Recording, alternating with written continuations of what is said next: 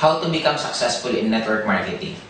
Actually guys, if you're going to analyze lahat ng naging successful na tao in any profession, isa lang ang pinakaginawa nila.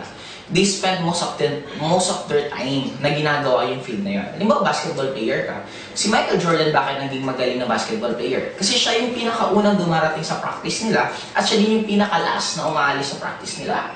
Michael Jackson, bakit naging Michael Jackson? Kasi imagine mo, sinacrifice yung pagiging bata.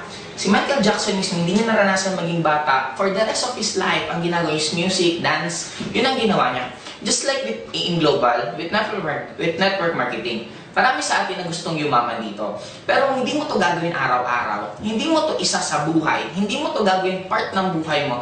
Of course, hindi mo rin talaga mararating yung lahat ng tao na naging successful dito. Ako, naalala ko dati nung nagsisimula ako, wala akong ibang iniisip bago ako matulog, bago ako gumising. Ultimo panaginip ko is lahat networking. Ang ginagawa ko walang iba kundi networking araw-araw. Nagbabasa ako tungkol sa networking, namunood ako ng mga movies yung nakaka-relate sa networking, lahat tungkol sa networking. Kaya kung gusto mo mag-networking, tapos ikaw yung tipong tao na nagkakaroon ka ng choice. Networking, gimmick, tapos pa-priority mo gimmick.